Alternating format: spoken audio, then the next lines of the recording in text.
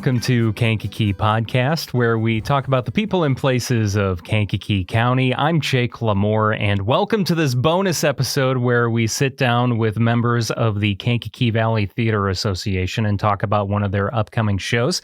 And this one, we are talking about Seussical, the musical. We are welcoming back Paula Sutter, Tyler McMahon, and Jared Nordin, who's actually never been with us before, but happy to have you here, Jared. Glad to be here. Yeah. So how's everyone doing today? Good. Yeah. Pretty good, yeah. We're getting excited. We're at the point of we're recording this. We're 2 or 3 weeks away. Yep. Yeah.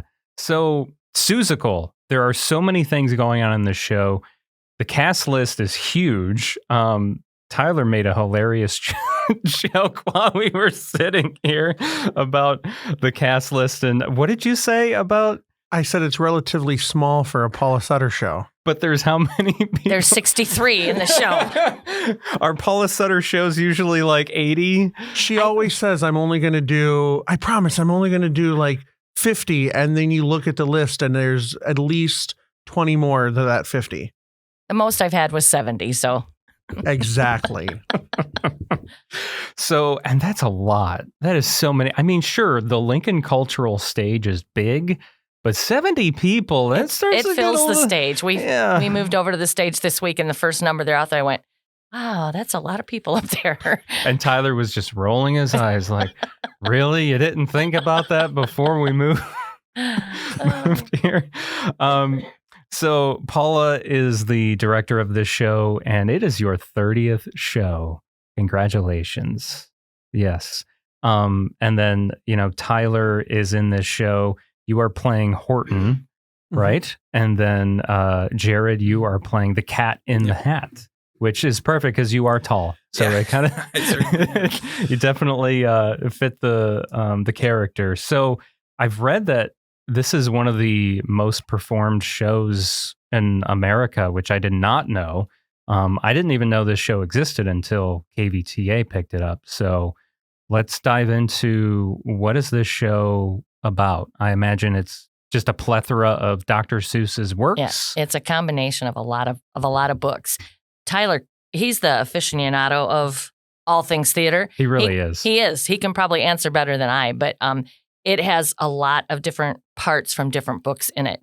Not every book is covered, but the major ones are pretty much in there. But yeah, it's crazy. I would love to hear Tyler's take on this, though. The whole idea is the main story is Horton hears a who, and Horton hatches an egg.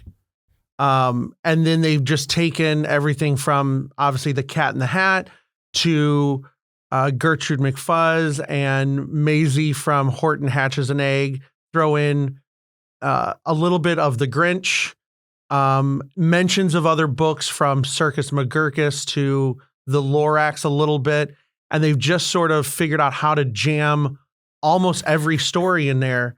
Even if it's not a main plot point, you hear everything from, there's a lyric of Sneetches on Beaches, which is one of his books. Gosh.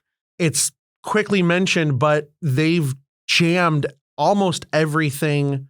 The only one they really don't cover is the Lorax.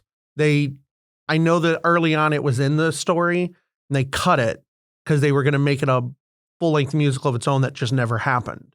But that's about the only one that's not really fully covered of his bigger stories. It's interesting that is there a Cat in the Hat musical or show at all? It's interesting that they were going to do that with the Lorax, but not with, you would think Cat in the Hat would be a no-brainer. Well, they kind of set this up like he's the narrator, and he is. He narrates, and he's the main reason the show happens. There's a character that comes out, a child, and then all of a sudden the cat comes in like he doesn't everything and is the one who starts the mischief. And really gets the character to think of these crazy ideas like this elephant and these different animals in this tiny little world. And from this child's thoughts, here comes the whole story in front of you, and continues on throughout, making these things happen and chaos ensue, when it needs to, like having the better butter battle that, I forgot about that. That was one of my Is that favorite. what it's called? The Better Butter? It's Yeah. something. Yeah. Yeah, Okay. that was one of my favorite Dr. Seuss books growing up. I forgot Yeah. about that. There's surprisingly the show, while it's very family friendly and for kids, there's some somewhat political statements in there. They have a chunk about the war, and you get JoJo going, "This is ridiculous." Yeah. You know, this idea that we're fighting over something so dumb, and there's some slight, you know, Seussified political statement in there. Yeah, they fight over butter side down or butter side up. Yes, that's what it is. Yeah. Yeah, that's all coming back to me now. Of course, the Yeah. little kids that are in it, they're like, "What? Yeah, yeah. We fight over butter?" Yeah. Why are we doing this? So, Jared, you are the main character. You are the Cat in the Hat. You're creating all kinds of mischief in this show. What was it like getting into this character for you? Is this unlike any character you've ever played before, or was this right in your wheelhouse? Is it something you're used to playing? Yeah, I mean, I feel like one of the things I've always been good at is kind of just like a goofy, silly type part. So that's definitely kind of helped in there because he is just like an agent of chaos. Like I don't necessarily see him as the main character because the story is mainly about Horton and JoJo, and the cat is basically kind of just communicating kind of everything and what's happening in the story, like to the audience. And he talks to the audience directly many different times, and no one really in the show, like generally, except for like the kid who has imagined the cat, can even see the cat like in the show essentially. So he's kind of like behind the scenes, but on stage, like only for the audience. But yeah, it's been interesting kind of getting into this weird kind of chaotic, mischievous mindset and just up to nonsense and being very overdramatic or, you know, kind of, you know, leading, you know, things astray a little bit here and there. But no, it's been a lot of fun. Paula, did you give him, Jared, any certain notes for playing Cat in the Hat? Was there any Not kind of really. direction? I've No. worked with him before, and Yeah. he's very quiet usually, but he has a very good sense of humor and timing. His comedic timing is very good. And I just told him he has a lot of improv stuff with the audience. So I've given him a few ideas for that, but he did one last night that had all of us in the auditorium in stitches. I mean, he just is a natural for it. See, those are the type of actors and actresses you got to watch out for, the ones that are quiet, but they're just hilarious as all hell, and you just never know when they're going to pull something. They had a vocal review last week or the week before, and I wasn't there. My vocal director texted me and said, the vocal review went really well, and we heard things from Jared that we've never heard. We laughed so hard. So he's got it in him. You don't have to direct him a whole lot. He's very easy to direct. Both of these gentlemen are a dream to direct. They really are. I love working with both of them, and you don't have to tell them a lot because they're very experienced at it. In fact, they will ask me, how about if I do this? And sure, try it. Let's see what it is. I mean, my goal is always to just have the best show. Doesn't mean my idea is the best. Somebody else sees it a different way. And if I think their way is better, I go with it because I just want to make the show the best that it can be. Tyler, you always have a unique approach to your characters. So what have you done with Horton? If you want to not spoil it all, but I want to hear some of Horton what you is really, I would say, not like most characters I've played, because I usually like playing the more of a character like the cat, the goofy character who can do improv, can, you know, be funny all the time. And Horton really doesn't really, written on the page, have a lot of comedy. I just like the songs that he sings. That's the main reason I'm like, I wanted this, because I like the songs that he does. But going into it, there's not, because there's so little dialogue. That's one thing that people might not realize. There's not a lot of dialogue in the show. So it's the show is like almost all sung through. So it's almost like an opera. Like it's kind of really the lyricist took some of the stuff is directly from the books. They just put the books to music essentially. Which I would think would be very easy to do because most of it rhymes, right? Even the little bit of dialogue rhymes. So it's everything is rhyming all the way through.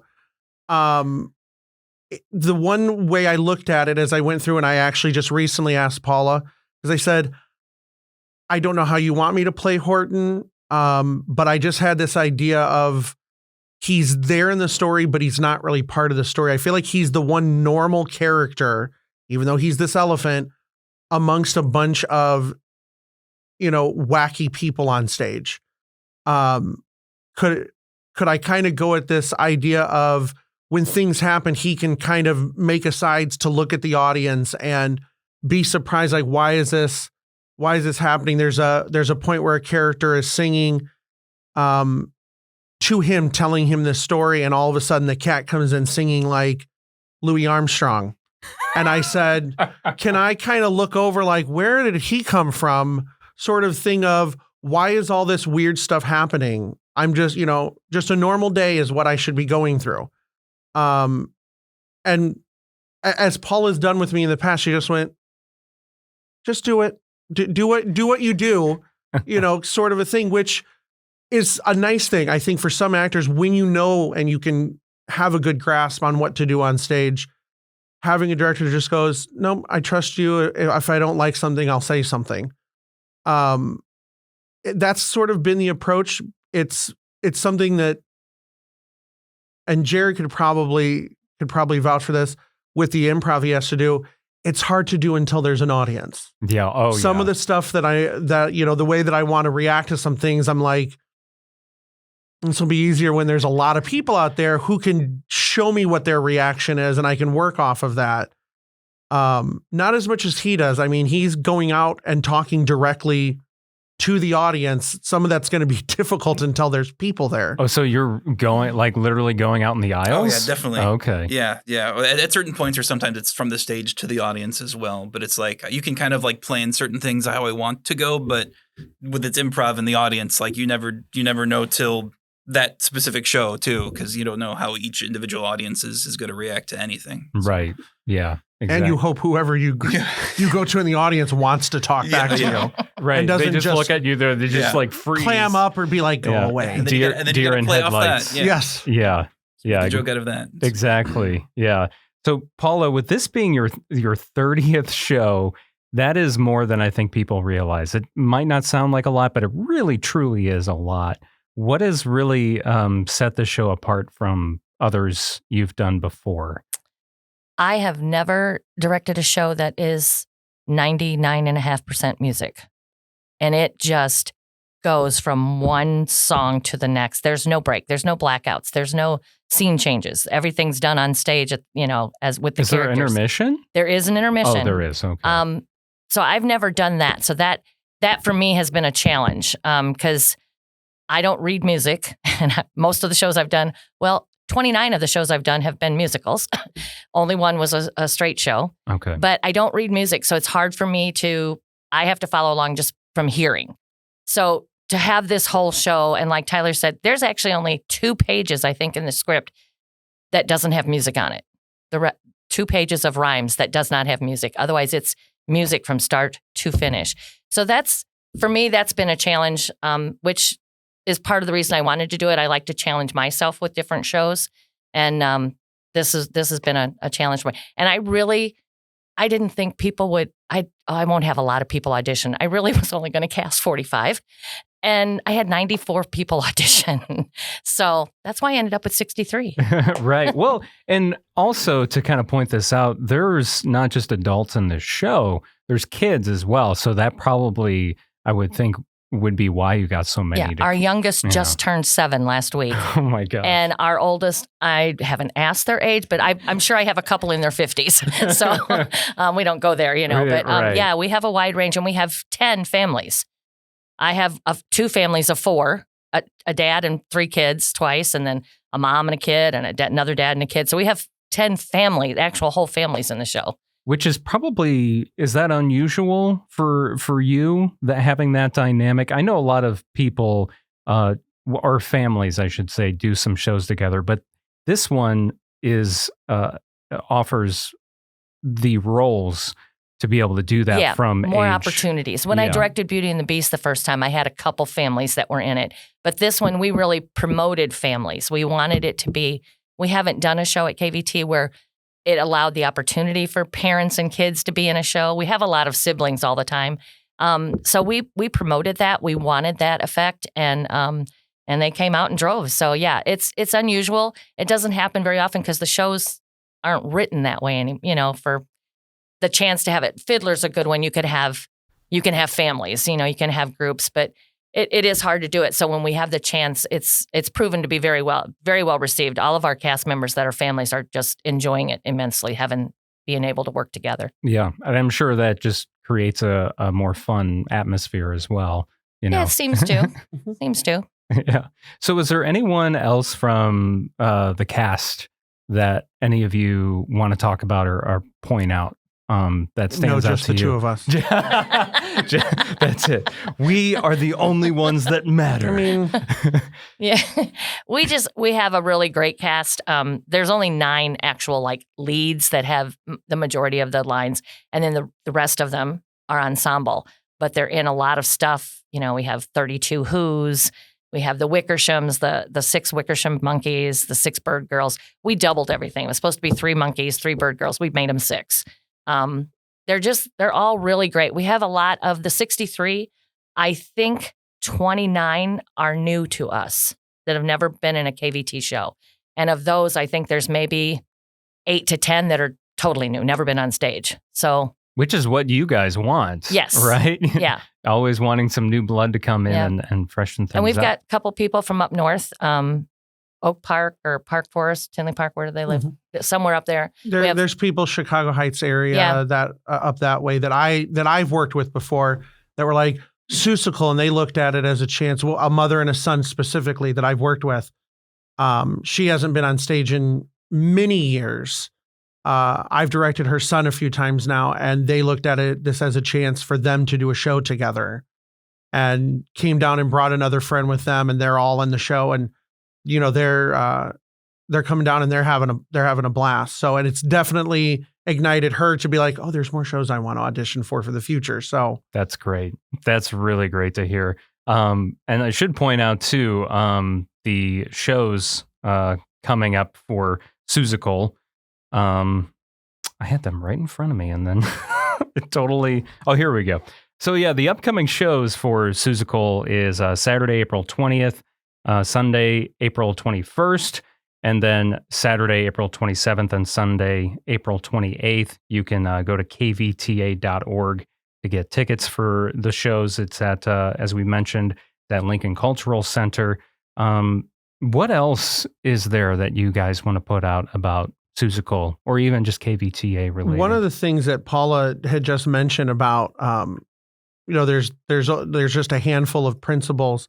This is a show that the one other thing I think that's great about the show is everybody has something to do almost at all times. There's maybe, I really trying to think off the top of my head, there's maybe only 1 or 2 songs where it's just a single person. Every song, there's multiple characters on stage singing with them. It's one of those things where our ensemble does not have many breaks. That is unusual for a show. They are, and then those breaks, most of them are running off to change into a new character. And then you're right back. So it's like Jared last night, we got to a point in rehearsal and he was like, am I in this song? And then we're like, do you get a break? You get a break in a song? And then Paula went, no, we need your voice. Stand at the back. So he doesn't get a break. But it's one of those things. He doesn't get a break. My character it's nice. I get several breaks throughout. And it's nice because Act 2, I have no blocking. He sits. I sit on a nest entire second act, and people push me around. Thanks, Adam. Thanks, Ben. I don't. My whole script. There's no blocking for me because they have to know where to push me.